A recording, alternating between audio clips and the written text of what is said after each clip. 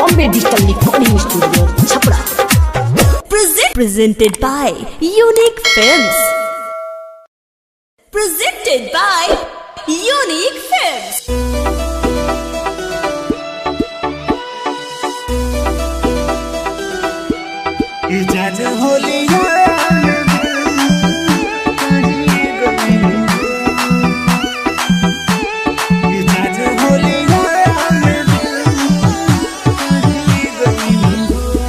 जान होलिया में दिल काढ़ी गइलू हो, काढ़ी गइलू हो।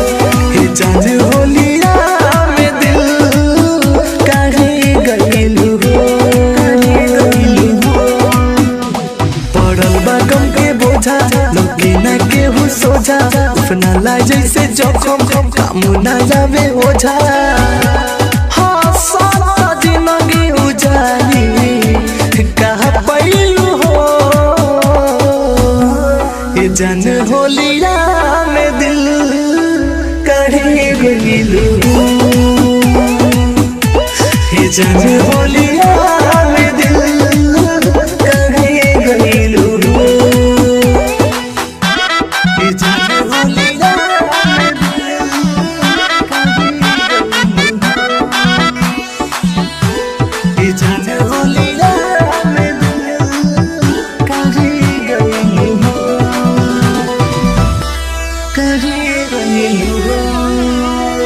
ऐसन चला दिल बा हो गइल देहिया बेजान। होली के रंगवा फीका लागे छुपा दिलू पहचान। मरलू तू ऐसे ठोकर बना के हमके अपना होके ना पाही पूरा देखोलू जमन सपना। खुशी वाला अखिया में लोरू दिहलू हो, ये जान होलिया में दिल काढ़ी गइलू हो। ये जान होलिया में दिल काढ़ी गइलू हो। ये जान होलिया में दिल काढ़ी गइलू हो। ये जान होलिया में दिल काढ़ी गइलू हो।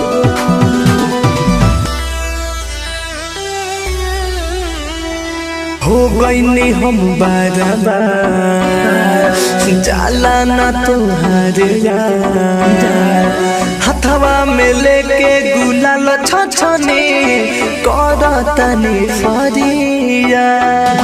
कहता राइटर हरिओम फूटल बा हमर भागी, तू दूसरा के हो गइलू लगा के हमके आगी। राजू पर दास के छोरी के कर भइलू हो, ये जान होलिया में दिल काढ़ी गइलू हो।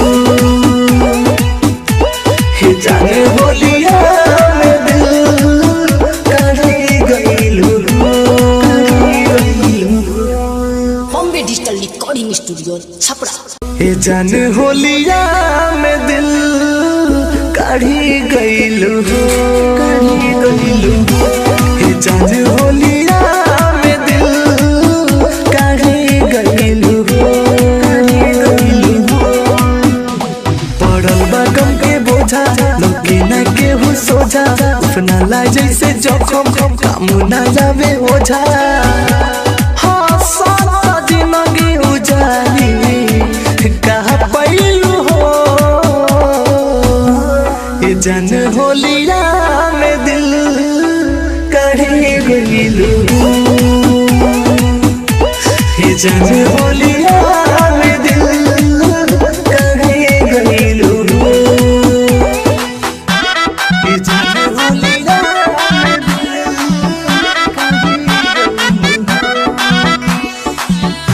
हो। ये जान होलिया में दिल काढ़ी गइलू हो, काढ़ी गइलू हो। ऐसन चला दिल बा हो गइल देहिया बेजान। होली के रंगवा फीका लागे छुपा दिलू पहचान मरलू तू ऐसे ठोकर बना के हमके अपना के ना